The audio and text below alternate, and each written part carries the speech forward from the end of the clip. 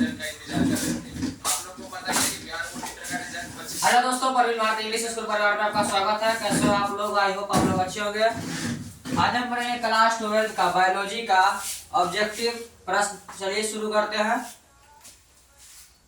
हमारा पहला प्रश्न है कि मानव युगों में गुणसूत्र की संख्या कितनी है? मानव युगों में जो है गुणसूत्र की जो संख्या होती है वो कितनी होती है? वह कितनी होती है? ऑप्शन ए है 23 जोड़ी, ऑप्शन 23 जोड़ी, ऑप्शन बी 44 जोड़ी, ऑप्शन सी 23 जोड़ी और ऑप्शन डी 46 जोड़ी। तो मानव युगों में गुणसूत्र की संख्या होती है 23 जोड़ी होती है,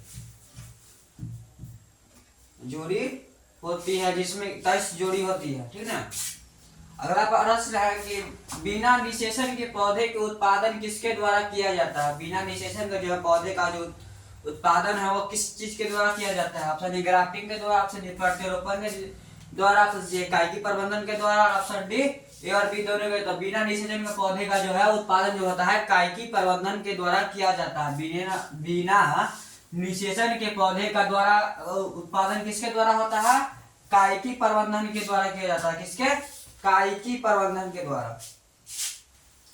अगला प्रश्न है कि निम्न में से कौन द्विगुणित संरचना है? ऑप्शन ए अंडाणु, ऑप्शन ए भ्रूणपोष, ऑप्शन सी युग्मज, ऑप्शन डी इनमें से सभी।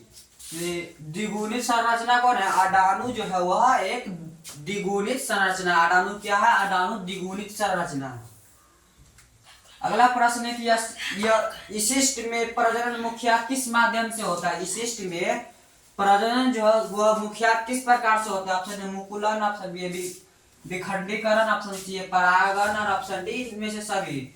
इस सृष्टि में प्रजनन जो मुख्य किसके माध्यम से होता है? वो मुकुलन के माध्यम से होता है। ये सृष्टि में प्रजनन किसके माध्यम से होता है? वह मुकुलन के माध्यम से होता है।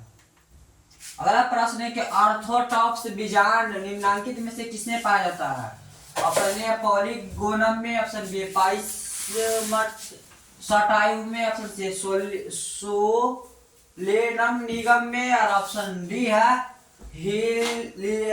हिलेंस अनुस में। तो ऑर्थोट्रॉपिस बीजाणु निम्नलिखित में से किसमें पाया जाता है? वह पाया जाता है पॉलीगोनम में पाया। किसमें? पॉलीगोनम में।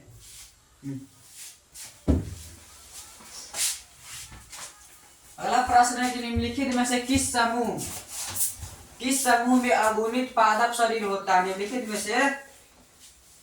में से किस समूह में अगुणित पादप शरीर होता है? ऑप्शन ए आवृत बीज, ऑप्शन बी अनावृत बीज, option C pteridophytes, option D है ब्रायोफाइट्स। किस समूह में अगुणित पादप शरीर होता है? किस समूह में अगुणित पादप शरीर होता है? ब्रायोफाइट्स में क्या होता है? ब्रायोफाइट्स के समूह में अगुणित पादप शरीर होता है। किसमें? ब्रायोफाइट्स में।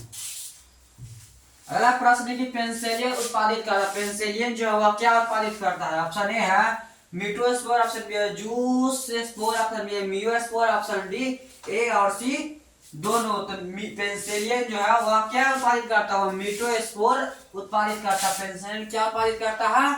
मिटोस्पोर। अगला प्रश्न है कि निम्न में से कौन नर युग्म संयोजन कर भ्रूणपोष बनाता है? ऑप्शन निष्कांड, ऑप्शन बी है निष्कांड, ऑप्शन बी है एंटीपोडल, ऑप्शन सी है सहायक कोशिका, ऑप्शन बी है द्वितीयक केंद्रक। जो कौन जो है नर युग्म को संयोजक कर भ्रूणपोष बनाता है? ऑप्शन हो जाएगा इसका एंटीपोडल्स जो होता है वह नर युग्म को संयोजक कर भ्रूणपोष में बनाता है। अगला प्रश्न है निम्न में से किसका पुष्पासन खाया? पुष्पासन जो है किसका खाया जाता है? ऑप्शन शरीफा का, ऑप्शन बी सेब का, ऑप्शन सी नारंगी का, ऑप्शन डी इनमें से सभी का। सेब का पुष्पासन खाया जाता है। निम्नलिखित में से किसका पुष्पासन खाया जाता है? सेब का पुष्पासन खाया जाता है। अगला प्रश्न है कि निषेचन के समय किसी प्रारूपिक द्विबीज पत्र के मादा होते हैं? ऑप्शन ए 8 केंद्रीय और 7 कोशिकाएं, ऑप्शन बी 7 केंद्रीय 8 कोशिकाएं, ऑप्शन सी 4 केंद्रीय और 4 कोशिकाएं और ऑप्शन डी है 8 केंद्रीय और 8 कोशिकाएं। निषेचन के समय प्रारूपिक द्विबीज पत्र के मादा कितने होते हैं? वो होते हैं 8 गो केंद्रीय होते हैं और 7 गो कोशिकाएं होते हैं। अगला प्रश्न है किसी सामान्य द्विबीजपत्री भ्रूण कोश में केंद्रक का अरेंजमेंट होता है। ऑप्शन ए है 3+3+2, ऑप्शन बी है 2+3+3, ऑप्शन सी है 3+2+3 और ऑप्शन डी 2+4+2। तो किसी सामान्य द्विबीजपत्री भ्रूण के केंद्र का अरेंजमेंट कैसा होता है? वो होता है 3+2+3 जैसा। अगला प्रश्न है कि आवृत बीज में भ्रूण कोष बनता है। ऑप्शन ए गुणित, ऑप्शन बी द्विगुणित, ऑप्शन सी त्रिगुणित और ऑप्शन डी चतुर्गुणित। आवृत बीज में जो भ्रूण कोष होता है कैसा बनता है? तो वह त्रिगुणित बनता है। आवृत बीज में भ्रूण कोष कैसा बनता है? त्रिगुणित बनता है। अगला प्रश्न है कि 1000 परागकण से कितने पराग मातृ कोशिका का निर्माण होता है? 1000 परागकण से कितने परागकण मातृ कोशिका का निर्माण होता है? ऑप्शन 200, बी 250, 300 और डी 400। 1000 परागकण में 250 मातृ कोशिका का निर्माण होता है। 1000 परागकण में 250 मातृ कोशिका का निर्माण होता है। 1000 परागकण में 250 मातृ कोशिका का निर्माण होता है। अगला प्रश्न है कि हीमोकोरियल अपार निम्नलिखित में से किस में पाया जाता है? ऑप्शन ए बिल्ली में, ऑप्शन सी कुत्तों में, ऑप्शन सी मानव में और डी घोड़ा में। तो हीमोकोरियल जो है किसे पाया जाता है? वह मानव में पाया जाता है। हीमोकोरियल जो है वह किसे पाया जाता है? मानव में पाया जाता है। अगला प्रश्न है कि मानव शुक्राणु के एग्रोसोम का निर्माण होता है किसके द्वारा? मानव शुक्राणु का जो है एग्रोसोम का निर्माण किनके द्वारा होता है?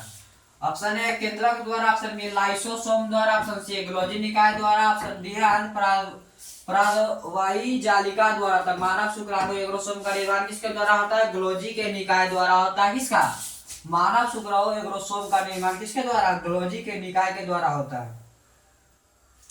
अगला प्रश्न है कि मनुष्य में अपार का निर्माण होता है। मनुष्य में जो है अपार का निर्माण किससे होता है? ऑप्शन ए एम्ब्रियो द्वारा, ऑप्शन बी एलेंट्रस द्वारा, ऑप्शन सी कोरियन द्वारा और ऑप्शन सी है कोरियन तथा एंड्रोस द्वारा। तो मनुष्य में अपार का निर्माण जो होता है कोरियन के द्वारा किया जाता है। मनुष्य में अपारा का निर्माण किनके द्वारा होता है? कोरियन के द्वारा होता है। अगला प्रश्न है कि प्रोस्टेट कैंसर के लिए प्रयुक्त प्रतीक एंजाइम क्लिनिकल जांच के कौन सा है? Option A enzyme, option B क्षारीय फास्ट पेजर, ऑप्शन सी है आरजीटी पास और ऑप्शन डी है अम्लीय फास्ट फेटेज। प्रोस्टेट कैंसर के लिए प्रयुक्त प्रतीक एंजाइम क्लिनिकल जांच कौन है? वह है अम्लीय फास्ट फेटेज। अगला प्रश्न है परिपक्व शुक्राणु के शीर्ष पर एक टोपीनुमा संरचना पाई जाती है, उसे जो क्या कहते हैं? ऑप्शन है एग्रोसोम, ऑप्शन बी है मेसोसोम, ऑप्शन सी है एपिसोम, ऑप्शन डी है स्फेरोसोम। तो परिपक्व के शुक्राणु को शीर्षक पर जो एक टोपीनुमा संरचना पाई जाती है उसे क्या कहते हैं? उसे एग्रोसोम कहते हैं। क्या? एग्रोसोम। अगला प्रश्न है 4 प्राइमरी स्पिरोमेसिटी से कितने शुक्राणु का निर्माण किया जा सकता है या कितना का निर्माण होगा? ऑप्शन है 4, बी 1, सी 16 और डी 32। तो कितने का निर्माण होगा? 16 का निर्माण शुक्राणु 16 शुक्राणु का निर्माण होगा। अगला प्रश्न है कॉपर टी जो है किसे रोकता है? ए परिपक्वता के, ऑप्शन बी निषेचन को, ऑप्शन डी है अंडोत्सर्ग को और ऑप्शन डी है ए और सी दोनों। तो कॉपर टी से किसे रोकता है? कॉपर टी जो है वह निषेचन को रोकता है। किसे? निषेचन को। अगला प्रश्न है गर्भ निरोधक गोली में मौजूद प्रोजेस्टेरॉन किस कार्य के लिए होता है? ऑप्शन है विदलन रोकने के लिए, ऑप्शन बी अंडोत्सर्ग रोकने के लिए, ऑप्शन सी निषेचन को रोकने के लिए और ऑप्शन डी ए और बी दोनों। गर्भ निरोधक गोली में मौजूद प्रोजेस्टेरॉन किस कार्य के लिए होता है? वो अंडोत्सर्ग को रोकने के लिए होता है। अगला प्रश्न है कि निम्नलिखित में से कौन सा यौन संचालित रोग है? कौन सा जो रोग है वह यौन संचालित रोग है? ए है सिफिलिस एवं गोनोरिया, बी है सिफिलिस एवं ट्यूबरकुलोसिस, सी है टीबी एवं अस्थमा, ऑप्शन डी है डिप्थेरिया एवं प्लेग। तो निम्नलिखित में से कौन सा जो है वह संचालित रोग है? वह है टीबी एवं अस्थमा जो है वह संचारित रोग है। यौन संचारित रोग कौन है? टीबी एवं अस्थमा। अगला प्रश्न है कि परख नली शिशुओं को उत्पादन में क्या करती है? परख नली जो है वह शिशुओं को उत्पादन में जो है वह क्या करती है? ऑप्शन ए निषेचन के बराबर होते हैं और वह भ्रूण को निर्माण अंदर होता है। बी है निषेचन अंत होता है, वह भ्रूण का निर्माण बाहर होता है। और ऑप्शन सी है निषेचन व भ्रूण निर्माण दोनों के अंदर होता है। और डी है निषेचन व भ्रूण का निर्माण दोनों बराबर होता है। तो परख नली शिशुओं के उत्पादन में क्या होता है? निषेचन के बाहर होता है, वह भ्रूण का निर्माण अंदर करता है। अगला प्रश्न है कि विभिन्नताएं अर्धसूत्री विभाजन के दौरान उजागर होती है। विभिन्नताएं अर्धसूत्री जो है विभाजन के दौरान उजागर होती है। कौन? ऑप्शन ए विनिमय के कारण, ऑप्शन बी स्वतंत्र संकलन के कारण, ऑप्शन सी सर्वगतता के कारण और ऑप्शन डी है ए और बी दोनों। विभिन्नताएं अर्धसूत्री विभाजन के दौरान उजागर किसके कारण होता है? विनिमय के कारण भी होता है और स्वतंत्र संकलन के कारण भी होता है। तो विभिन्नताएं अर्धसूत्री विभाजन किसके दौरान उजागर होती है? ए और बी दोनों के दौरान। अगला प्रश्न है कि विनिमय किस अवस्था की विशेषता? विनिमय जो है किस अवस्था की विशेषता है? ऑप्शन ए है लेपिटोटीन, बी है जाइगोटीन, ऑप्शन सी है पैकिटीन और ऑप्शन डी डाइकोटीन। विनिमय किस अवस्था की विशेषता है? पैकिटीन की विशेषता है। विनिमय किस अवस्था की विशेषता है? विनिमय किसकी अवस्था की विशेषता है? पैकिटीन की अवस्था का विशेषता है। अगला प्रश्न है कि एक जीन जोड़ा दूसरे जीन जोड़ा के प्रभाव को दबा देता है, इस घटना को क्या कहते हैं? ऑप्शन ए है एपिस्टेसिस, बी है प्रभाविता, ऑप्शन सी है उत्परिवर्तन और ऑप्शन डी है उत्परिवर्तन। तो एक जीन दूसरे जीन को जोड़ा के प्रभाव को दबा देता है, इस घटना को क्या कहते हैं? इस घटना को एपिस्टेसिस कहते हैं। अगला प्रश्न है कि मेंडल के नियम का एक अपवाद है। ऑप्शन ए प्रभाविता, ऑप्शन बी है युग्मक की शुद्धता, ऑप्शन सी है सालगांतर, ऑप्शन डी है स्वतंत्र अपीवहन। तो मेंडल का नियम का एक अपवाद क्या है? सालगांता। मेंडल का एक नियम का अपवाद क्या है? सालगानता। अगला प्रश्न है कि मेंडल ने प्रतिपादित किया। मेंडल ने क्या प्रतिपादित किया है? ऑप्शन ए है सालगानता का नियम, ऑप्शन बी आनुवंशिकता का नियम और ऑप्शन डी है ए और बी दोनों और डी में है निषेचन का नियम।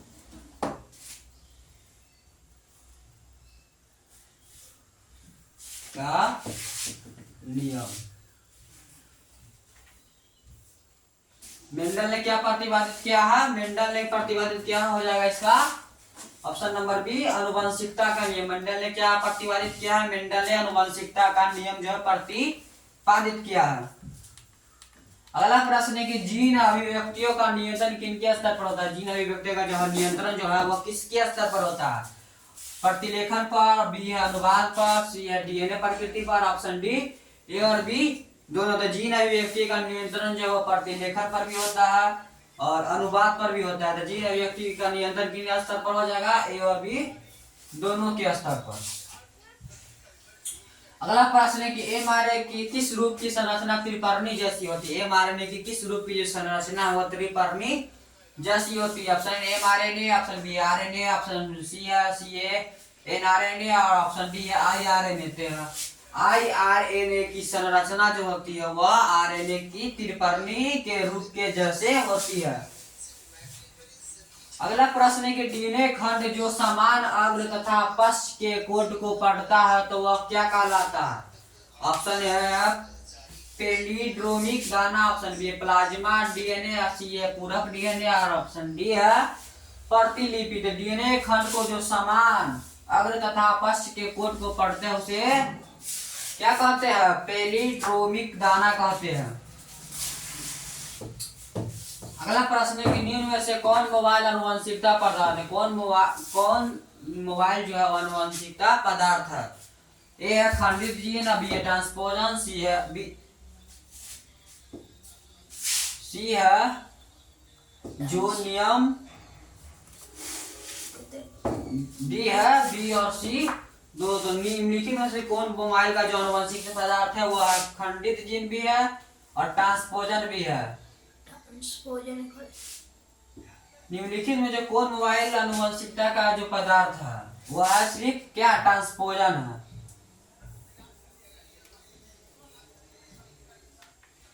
निम्नलिखित में से कौन सा मोबाइल आनुवंशिकता का पदार्थ का नियम है क्या ट्रांसपोजन। अगला प्रश्न है कि निम्न में से कौन प्रारंभ कूट है।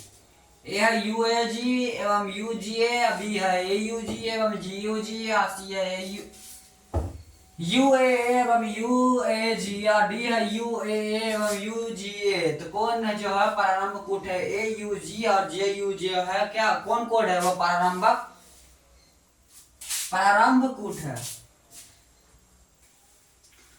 अगला प्रश्न है क्रॉसिंग ओवर जो है वह किस अवस्था में होता है। ए है लेप्टोटीन, बी है साइटोकाइनेसिस, सी है पैकेटिन और डी है डाइकोनेसिस। तो क्रॉसिंग ओवर जो होता है किस अवस्था में होता है पैकेटिन जब होता है तब क्रॉसिंग ओवर की संभावना होती है। क्रॉसिंग ओवर किस अवस्था में होती है पैकेटिन की अवस्था में।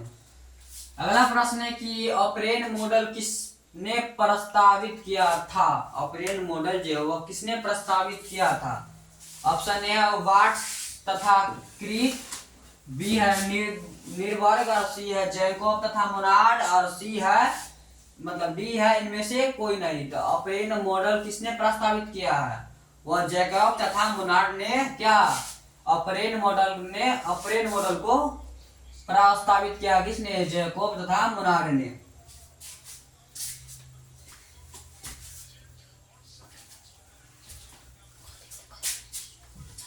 अगला प्रश्न है कि डीएनए अणु में साइटोसिन 18% है तो एडेनिन का प्रतिशत क्या होगा। कहा रहा है कि डीएनए में अणुसीन साइटोसिन 18% है तो एडेनिन का प्रतिशत क्या होगा 64%, बी 36%, सी 85%, डी 32%। साइटोसिन में अगर 18% है तो एडेनिन का प्रतिशत क्या होगा 32% होगा।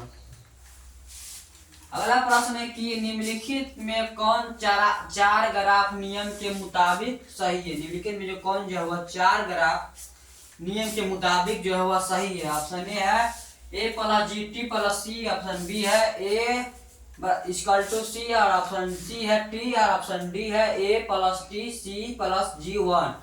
निम्नलिखित में जो कौन जो 4 ग्राफ नियम के मुताबिक जो है वह सही है कौन वह है A plus G T plus सी जो है वो 4 गाफा के नियम के मुताबिक सही है। अगला प्रश्न है कि डीएनए हेलिक्स के एक चक्रण में होता है।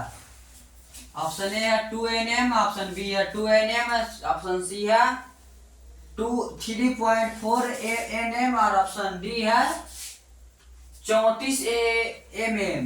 डीएनए हेलिक्स के एक चक्रण में जो होता है वह 3.4 nm होता है।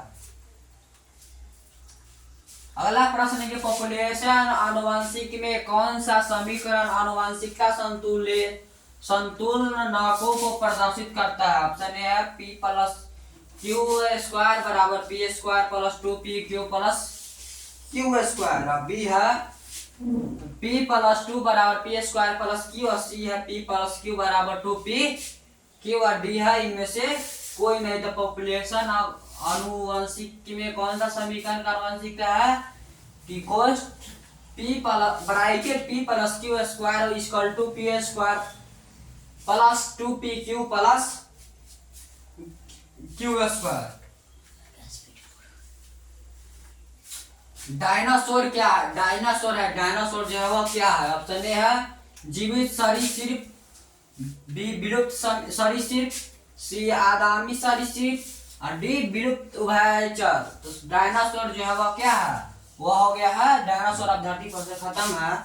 डायनासोर जो है क्या हो जाएगा विलुप्त सरीसृप। डायनासोर क्या है डायनासोर विलुप्त सरीसृप है। अगला प्रश्न है कि जीवाश्म संवेदनता किसमें पाया जाता है। जीवाश्म संवेदनता जो है वह किसमें पाया जाता है। ऑप्शन है रूपांतरित चट्टान में, ऑप्शन बी है आग्नेय चट्टान में, ऑप्शन सी है तलीय चट्टान में और ऑप्शन डी इनमें से सभी में। तो जीवाश्म अभिनेता जो है किसमें पाया जाता है, वह तलीय चट्टान में पाया जाता है। जीवाश्म अभिनेता किसमें पाया जाता है, वह तलीय चट्टान में पाया जाता है। अगला प्रश्न है, अगला प्रश्न कि स्टैंडली मिलर प्रयोग बताते हैं। स्टैंडली मिलर क्या प्रयोग बताते हैं? ऑप्शन है रसायनवाद, ऑप्शन बी है अजीवोत्पत्ति मत, सी है जीवोत्पत्ति मत और ऑप्शन डी है पेनजेनिस। स्टैंडल मिलर प्रयोग क्या बताते हैं? वो हमको बताते हैं कि वह रसायनवाद बताते हैं। स्टैंड मिलर प्रयोग क्या बताते हैं? रसायनवाद। अगला प्रश्न है रटरो विषाणु निम्न में से किस बीमारी का रोग जनक? रटरो विषाणु जो है निम्न में से किस बीमारी का जो है वह रोग जनक है? ऑप्शन है फाइलेरिया, बी सिफिलिस, सी एड्स और डी बी और सी दोनों। तो रटरो विषाणु निम्न में से किस कोशिकाएं पाई जाती है, किस बीमारी का रोग जनक है? वह एड्स का रोग जनक है। रटरो विषाणु जो है वह रोड्स का क्या है, बीमारी का रोग जनक है। अगला प्रश्न है कि टी लिम्फोसाइट किसमें उत्पन्न होता है? टी लिम्फोसाइट जो है वह किसमें उत्पन्न होता है? यकृत में, थाइमस में, सी अस्थिर मज्जा में और डी बी और सी दोनों में। तो टी लिम्फोसाइट किसमें उत्पन्न होता है? वह होता है अस्थित मज्जा में। टी लिम्फोसाइट किसमें उत्पन्न होता है? अस्थित मज्जा में। अगला प्रश्न है कि निम्न में से कौन स्वप्रतिरक्षा रोग का उदाहरण है? कौन जो है वह स्वप्रतिरक्षा रोग के जो है वह उदाहरण है? ऑप्शन है डामा, बी है लाइपोप्रोटीन, सी है ग्लाइकोप्रोटीन, सी डी है इनमें से सभी। तो स्वप्रतिरक्षा का रोग का जो उदाहरण कौन है? लाइपोप्रोटीन जो है वह स्वप्रतिरक्षा रोग का उदाहरण है। अगला प्रश्न है कि एंटीबॉडी जो हमारे शरीर में होता है वह क्या है? एंटीबॉडी जो हमारे शरीर में होते हैं वह क्या है?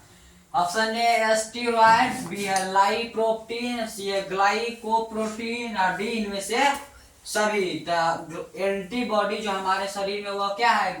ग्लाइकोप्रोटीन है। एंटीबॉडी जो हमारे शरीर में है वह ग्लाइकोप्रोटीन है। अगला प्रश्न है कि मनुष्य में दादा की बीमारी होती है। मनुष्य में दादा की बीमारी किनके द्वारा होती है? ऑप्शन ए जीवाणु द्वारा, बी कवक द्वारा, सी विषाणु द्वारा, डी क्रीम द्वारा। तो मनुष्य में दादा की बीमारी जो होती है किसके द्वारा होती है? वह कवक के द्वारा होता है। मनुष्य में दादा की बीमारी किसके द्वारा होता है? कवक के द्वारा होता है। अगला प्रश्न है कि निम्नलिखित में कौन एंटीबॉडी एलर्जी शुरू करता है? निम्नलिखित हमारे शरीर में जो एंटीबॉडी एलर्जी जो कौन शुरू करता है? ए है IgM, बी है IgE, सी है IgD और डी IgA। तो एंटीबॉडी हमारे शरीर में IgE के द्वारा उत्पन्न मतलब शुरू किया जाता है। अगला प्रश्न है कि हेरोइन है। हेरोइन जो है वह क्या है? ऑप्शन ए है मोनोएसिटाइल मॉर्फिन, बी है बी है हेरोइन जो है क्या है? ऑप्शन ए मोनोएसिटाइल मॉर्फिन, बी है ट्राइएसिटाइल मॉर्फिन, सी है डाइएसिटाइल मॉर्फिन, डी है ट्रेटसाइक्लिन मॉर्फिन। हेरोइन जो है क्या है? वह हेरोइन जो है वह मोनोएसिटाइल मॉर्फिन है। अगला प्रश्न है कि नीर हरित शैवाल किस खेत के लिए जैव उर्वरक है? गेहूं के लिए, बी मकई के लिए, सी चावल के लिए, डी ईख के लिए। तो नील हरित शैवाल जो है किस खेत के लिए उपयोगी है? वह चावल के लिए उपयोगी है। तो आज के लिए बस इतना ही है, फिर मिलेंगे अगले वीडियो में। तब तक के लिए धन्यवाद। वीडियो अच्छा लगा हो तो लाइक सब्सक्राइब शेयर जरूर कीजिएगा। Thank you.